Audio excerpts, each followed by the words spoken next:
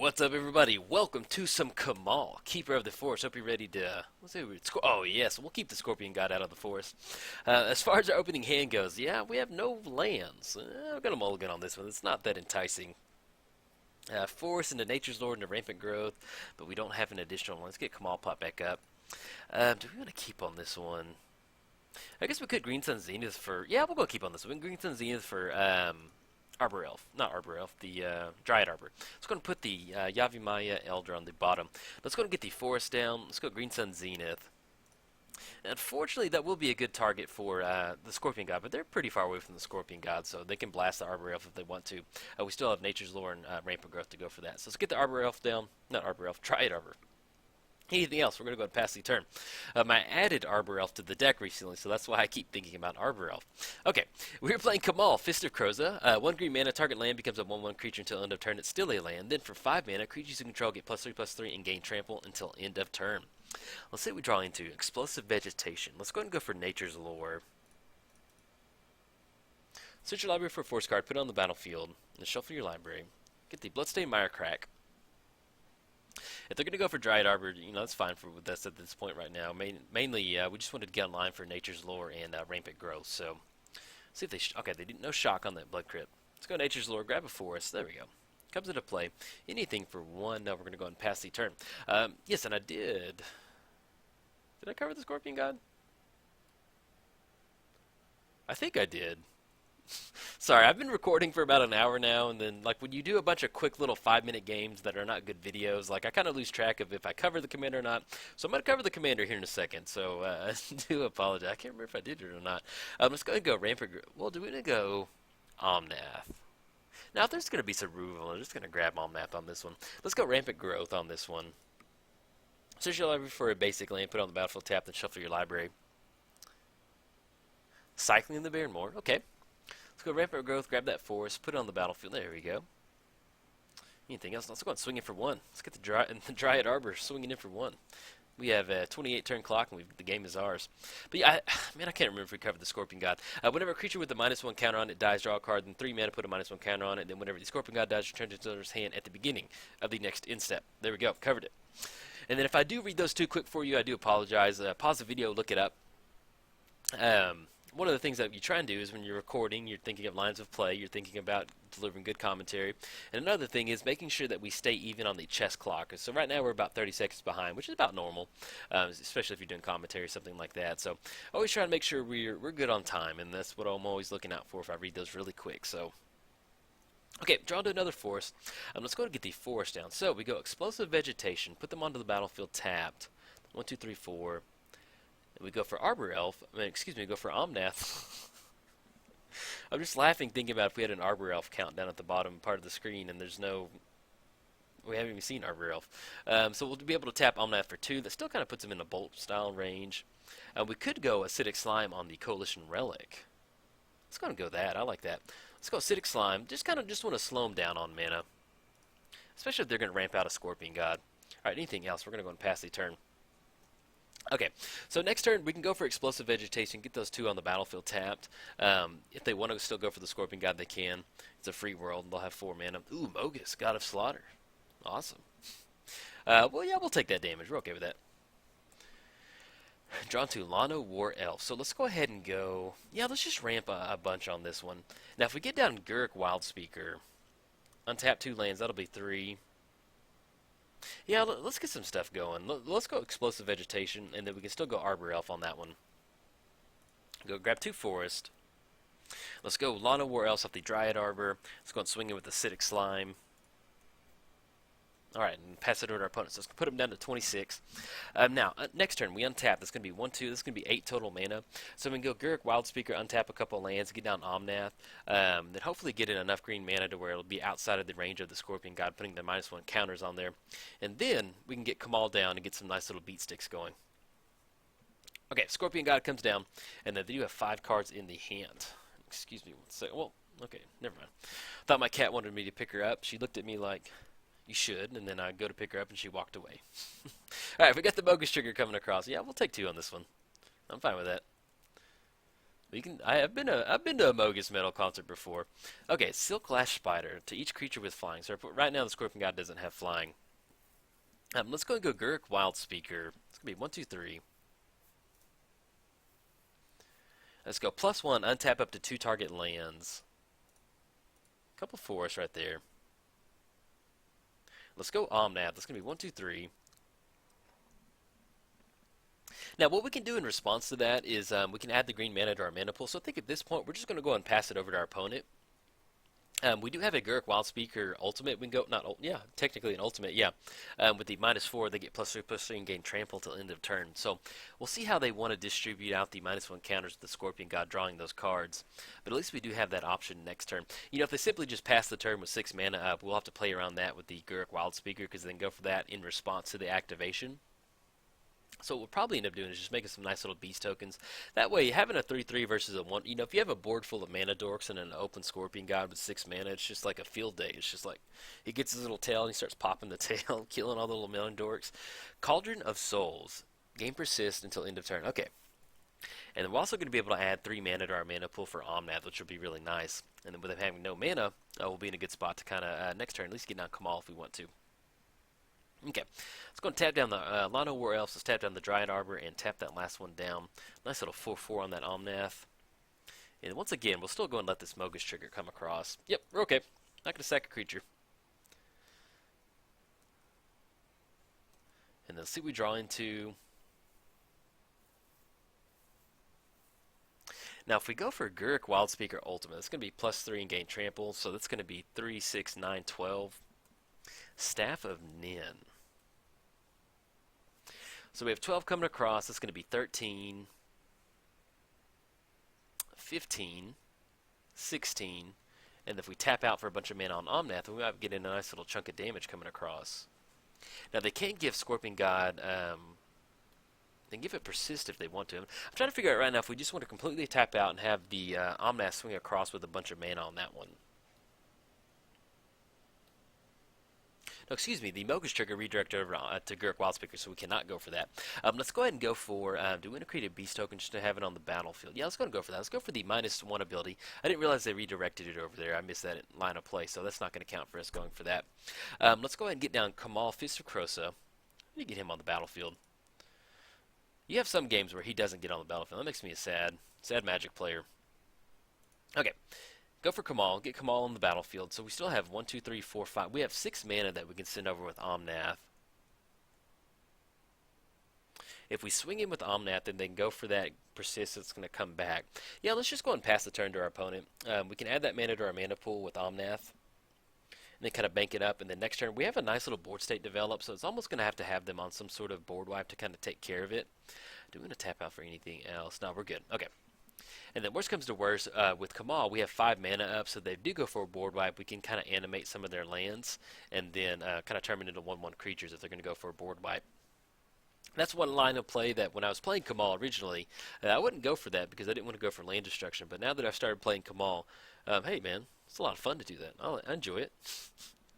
It's just, I don't know, there's something really cool about him being able to turn any land into a 1/1 creature. So in response to something like a board wipe, I guess technically they could gain Persist.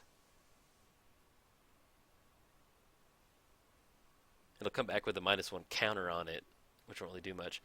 Put 3 -1 counters on each creature, and then shuffle it into their library. So if we go for that, either way it's going to kind of clear our board out. Let's go ahead and go for that. I think it's still... Now, if we go for the Kamahl ability, it's not going to do anything. It's just going to be temporary until end of turn. So let's go ahead and turn some of these lands into 1/1 creatures. It's going to force them to go for the Cauldron of Souls activation, but I think they'll still come back potentially. But we're still going to go for it just to make sure.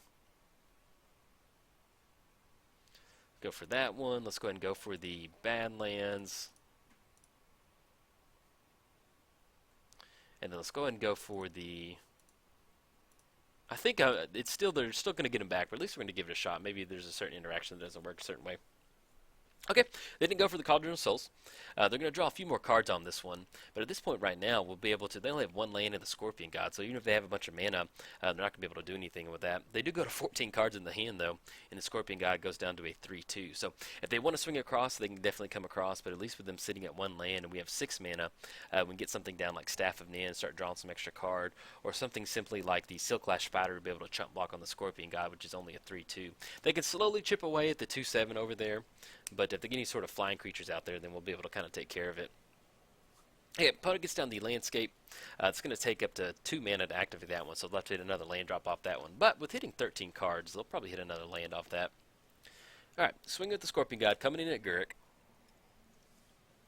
It's going to knock Guruk off the battlefield. Adios, muchacho. And that does increase the commander tax on Kamahl to 8 total mana, so we'll have to go for that next turn. Or if we can find a way to get into that. And they're going to have to discard a few cards, so we'll see what they're going for. But yeah, I made a few changes to the deck. In this deck, you may notice I did a new overlay for it too. But one of the things that I kind of had like a land sub theme in here, and kind of like I think it was Rude Awakening and Natural Affinity. I think those are the cards. And I just found that as we played this deck, it was really more of a mono-green stompy deck than it was just kind of like a Lands Matter deck. And I ended up cutting some of those cards and made it a little bit more attrition, sack a creature, destroy target non-black, Kiki Jiki. Yeah, that's a whole bunch of removal in here. But yeah, I kind of added a few more rampier cards in here. Just kind of made it more of a mono-green ramp deck. So I've been really happy with the changes with it so far. Yeah, opponent has one more card to discard, and they'll be able to kick it over to us, so we'll see what we'll draw into. Mogis Trigger puts us down to 24, and Worn Power Stone. Let's go ahead and go for Staff of Nin. Yeah, we'll get that extra card draw going. And if we want to, we can deal 1 damage to the Scorpion God, or just kind of deal it up to our opponent. Anything else, we're going to pass the turn. But yeah, I cut some of those land cards. I did add, Course of Crufix, didn't have that in here. What else did I add? I think I added a few more artifact or enchantment destructions. Phyrexian Arena, okay. And then there's something else I added. But yeah, basically just kind of smoothed it out into more of a kind of mono-green ramp deck. There's just so many turns where we had those like land matter cards in our hand where I just wouldn't do anything with it. And I wasn't a huge fan of it. Alright, so we're going to go Staff of Nin activation up top. Put our opponent down to 24. Swinging it for 3. It's going to put us down to 3 commander damage. We have the Mogis Trigger, Staff of Nin Trigger. Drawn to a forest, and what else do we draw to? Scavenger Grounds. Alright. Do we want to exile anything out of their graveyard? Let's go and get the forest down. And let's go and get the, we have 7. I'm going to go for Worn Power Stone. Or do we get down Silklash Spider? Yeah, let's go and go with Silklash Spider. Maybe 1, 2... Get down Silklash Spider, and then we'll still have 2 mana left over. Yeah, because we did make the land drop. Anything? No, we're going to go and pass the turn. So, if they do get some with Silklash Spider, it has reach, and then it deals X damage to each creature with flying. So, if they do get some sort of flying threat out there, we'll be able to activate Silklash Spider to kind of deal that damage up top. But if they want to swing in with the Scorpion God, they're only going to have 1 activation available, basically, and then we can still go ahead and go for the Staff of Nin activation, deal 1 damage to that creature if they want to swing across with it. So we'll be able to take care of them over there. Players can't gain life, can't be prevented. But yeah, we may end up going, they've got a nice little board state developed. I'm not sure what kind of card recursion out of the graveyard Black-Red has. To be honest, I don't think they really do. But if we need to, we can go for the Scavenger Grounds activation. More than likely, we're just going to play it just to have it on the battlefield. I love the card art on this one, too. Hex Parasite. Remove X counters from target permanent. Okay. We're okay with that. Let's see if they're going to swing in with the Scorpion God or not. We'll be able to chump block with the Silklash Spider. And we can actually just go and activate Staff of Nin. He's plus X. Yeah, we'll go and go for that. Blast the Parasite. So I play Nin the Paint. I hadn't played Nin the Paint Artist in a long time, but I always think of Nin when I think of Staff of Nin. So I always imagine her just bonking like whatever little creature it is on the head, just like bonk. Get out of here, man. So we're going to go for the Staff of Nin activation on the Hex Parasite. Just bonk it. Alright, game persists. We'll be able to do it next turn. And then anything else. Okay. So I get the Mogis Trigger. No, we're okay. We can take 2 on this one. Draw an additional card. Dungrove Elder. and Yavi Maya Elder. Okay, let's go and get these scavenger grounds down. Actually, we can get both of them down. We go Yavi Maya Elder. We're not going to have enough to activate it. 2 mana draw card. But if they want to blast it, we'll be able to draw 2 forest off that.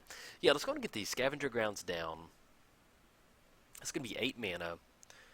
Yeah, the actual, yeah, we should have enough after that one. So let's go one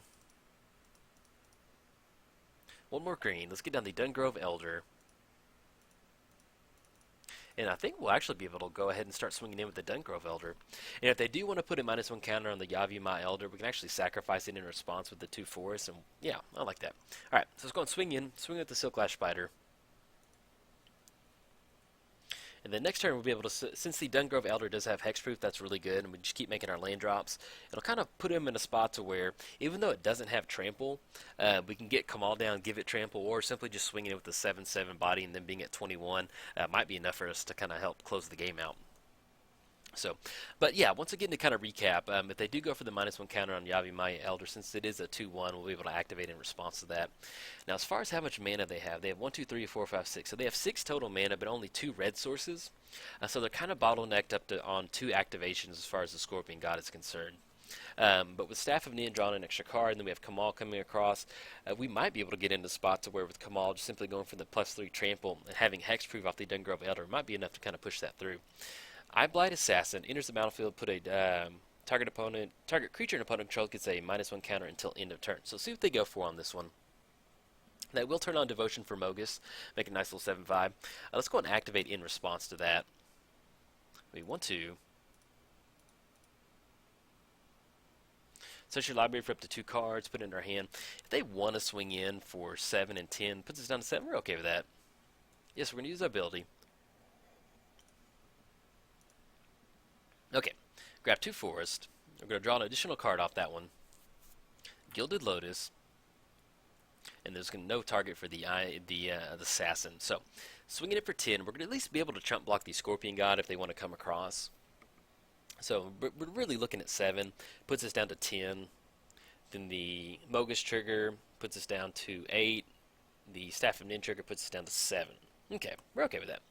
And then they get down the Bitter Blossom over there. So really, I think our best bet is to go for Kamahl, get that nice little +3 damage trample, and then kind of swing in with the Dungrove Elder. Now, as far as devotion goes, they are sitting at 8 total devotion. So if we can somehow get either Bitter Blossom or Phyrexian Arena off the battlefield, then we can actually stop them from coming across.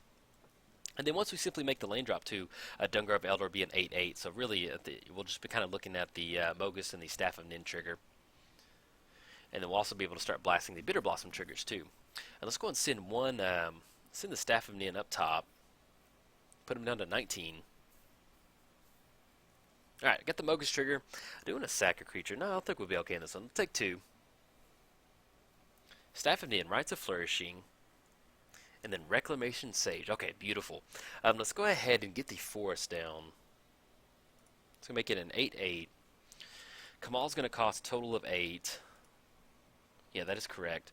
So if we go Staff of Nin on Phyrexian Arena, they're going to get rid of that card draw. It's going to turn off Devotion for Mogus. They'll put it at 6 total. Like 1, 2, 3, 4, 5, 6. Yeah. How do we want to sequence this? So we go Gilded Lotus, Worn Power Stone. They'll give us some mana for Kamahl next turn. Yeah, let's go and do that. Let's go Gilded Lotus.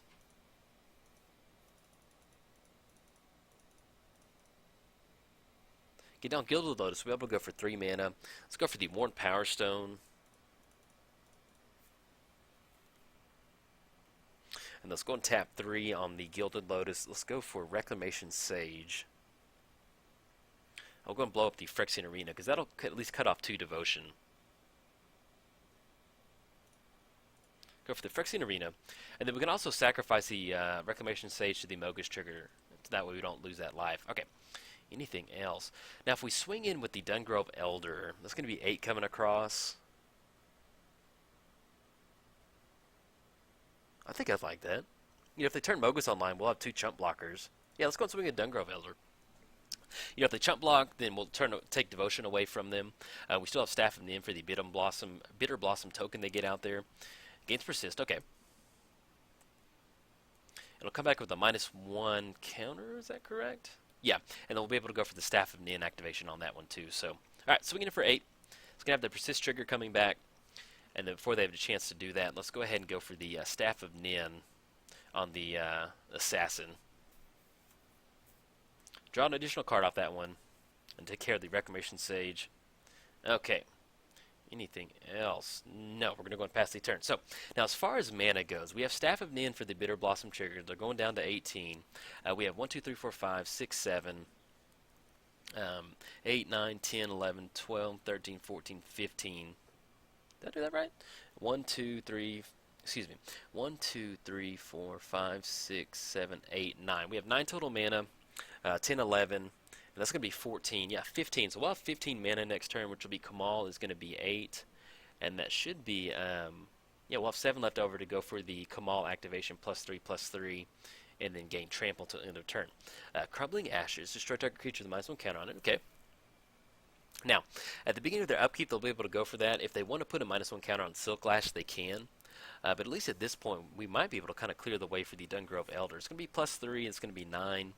+3 to put it at 12, which will put them down to about 6 if we get down Kamahl and go for the activation. So we'll see exactly what we want to go for next turn off, and then hopefully kind of draw into something else, kind of help us accelerate the game plan. We do have a few kind of creatures that help us kind of win out from there. We have stuff like Avengers. If we can draw into something like Avengers Zendikar, get a bunch of creatures on the battlefield, we'll be in a really good spot. Alright, swinging in with Mogus for 7. Gonna have to chump block on this one just because the Mogus trigger will get us if we don't, and then the Staff of Nin activation. Okay, chump block on Mogus. And then let's see what they're going for. They could go for, it's going to be 3 total mana. Put it, okay, -1 counter on, that's fine. And then anything else. Wait, what happened there? Oh, excuse me, did 7. Yes, I got mixed up for a second. I was like, I thought the Silk Lash would have survived through that, but I was just like, no, I just completely just made up something in my head. Not going to sack a creature. We're okay with going down to 6. Staff and in, draw an additional card. Gauntlet of Power. And then Cultivate. Okay, let's go and get the Forest down.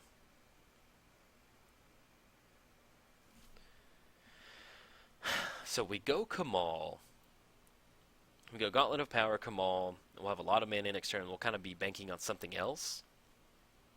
And then we can animate a land to kind of chump block on Mogus or start animating lands for Kamahl. Yeah, let's go and get Kamahl down. It's going to be 1, 2, 3, triple green. Then 1, 2. Actually, let's sequence this a little bit differently. Let's go triple green. And the 2 on the Worn Power Stone. Let's go Gauntlet of Power. We're going to choose green on this one. 10, 10. It's going to be 1, 2, 3, 4, 5, 6. Let's go Kamahl. And then 1, 2. Now it's going to be 1, 2, 3, 4, 5, 6, 7, 8, 9, 10. We go double activations on Dungrove Elder.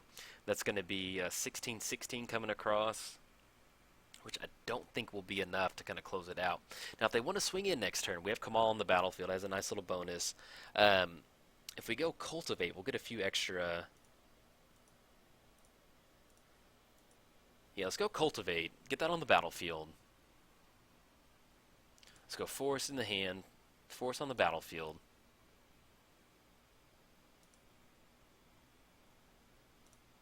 There we go.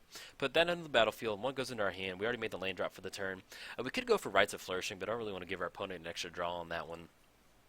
Let's just go ahead and we'll just go and pass the turn to our opponent. So with Gauntlet of Power out there, we're really going to be able to at least kind of start activating some of our lands, give them some nice little 1 creatures to kind of get around the Mogus trigger. They can also chump block and make sure that we kind of survive.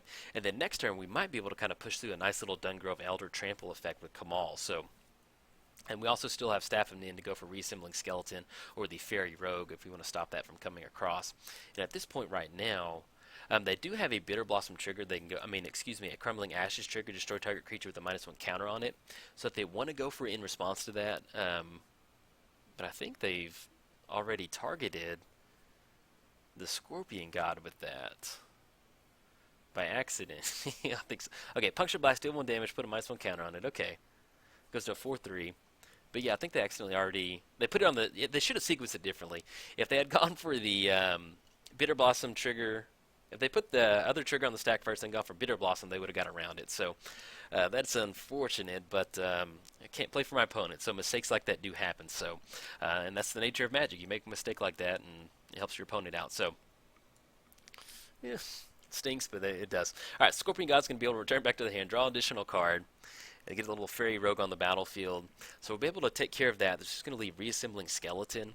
The only thing that we need to watch out for is that they can somehow get devotion onto Mogus, because well, at least we'll still be able to kind of push past for 5 on that one.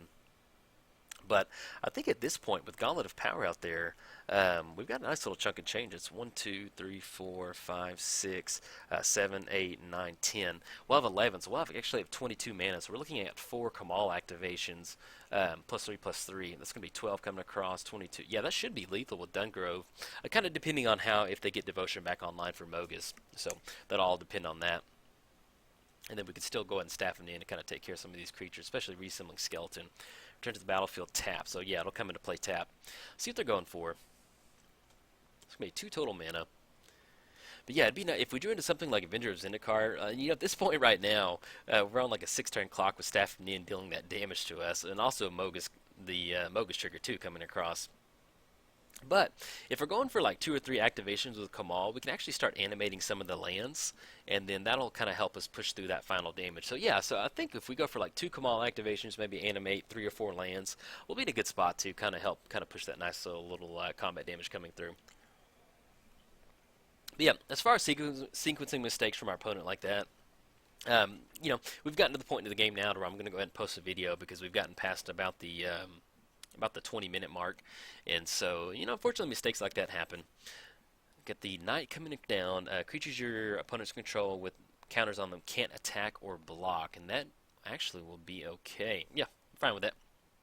Get that down. It's going to turn Devotion on for Mogus. Devotion, it's sitting at 7, so if we go for the Staff of Nin on Reassembling Skeleton, that's going to get rid of it. Cut off Devotion. We don't have to worry about chump blocking on that. I think I like that. See if they want to swing in, who they're going to swing in with. But yeah, that Gauntlet of Power is a really good draw, especially when we got all those forests out there. But yeah, with Devotion sitting straight at 7, once we go for the Reassembling Skeleton, it's going to get them off the battlefield. Okay, let's go and go for... They could give it Persist if they want to. It's going to return back to the hand. Any certain way we want to sequence that? Yeah, we'll go and go for that. Reassembling Skeleton. That way we kind of force them to use the Cauldron of Souls right now if they want to. And then next turn we can kind of blast it. Well, they didn't use it that turn, so... Alright, Scorpion God goes back to the hand. No, we're okay. We're not going to sack a creature. Staff of Nin, we're going to go... And they only have Herb Orb, so we don't have to worry about Lightning Bolt. Draw an additional card off Staff of Nin. Abundance. And then what else do we draw into? Crater Reef would be pretty fun. Good game, yes. Good game indeed, buddy. And they'll go and get the forest down. We'll start going for that. Okay, opponent scoops it up. Yeah, so we'll see what we draw into. I'm curious. Beacon of Creation. So, well, if we had Crater Reef, that would have been nice. But we had 20 total mana. It would have been 22 with the forest. We still had Gilded Lotus and Worn Power Stone. So we would have been able to tap the Gilded Lotus to turn some of our... Sorry, I just said that really funny and it made me laugh. But we would have been able to tap some of our forests off the Gilded Lotus, turn them into creatures, and then activate Kamahl probably about once or twice. Probably about 2 times, and we had enough lethal coming across. And we could even animated the Scavenger Grounds. Nice little Dragon Bones swinging in for 3 points of damage. So, nice. There were some misplays by our opponent. That is unfortunate, and but we didn't draw a lot of stuff. So at the end of the day, it kind of washes out with Magic stuff like that. So, all right, everybody, if you enjoyed the video, like and subscribe. Thanks. Bye.